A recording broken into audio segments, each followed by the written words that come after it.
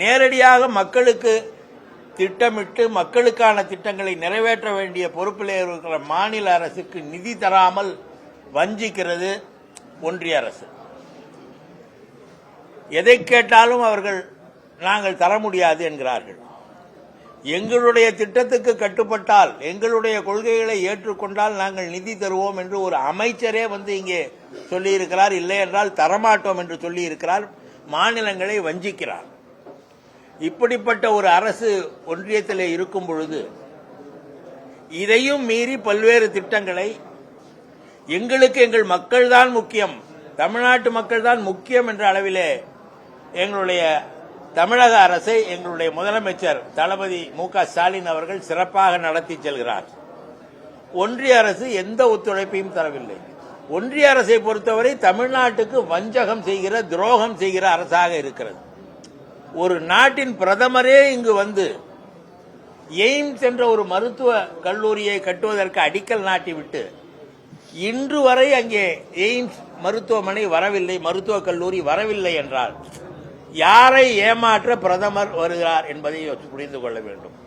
பிரதமர் எப்பொழுது வந்தாலும் எங்களுடைய மக்கள் எல்லாம் இவர் இந்த முறை எதை சொல்லி ஏமாற்றப் போகிறாரோ என்கிற எண்ணத்திலே இருக்கிறார்கள்.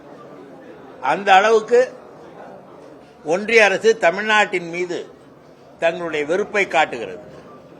தமிழர்களின் பெருமையை சொல்லக்கூடிய, தமிழர்களின் தொன்மையை சொல்லக்கூடிய கீழடி ஆய்வை ஏற்றுக்கொள்ள மறுக்கிறார்கள்.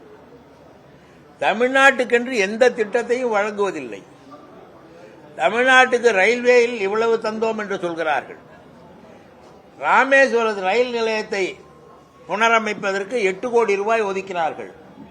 காசி ரயில் நிலையத்தை புனரமைப்பதற்கு 100 கோடி ரூபாய் ஒதுக்கி இருக்கிறார்கள். இப்படி தமிழ்நாட்டுக்கென்றால் ஒரு வகையிலும், வட மாநிலங்களுக்கென்றால் ஒரு வகையிலும் செயல்படுகிற ஒரு அரசாக ஒன்றிய அரசு விளங்குகிறது.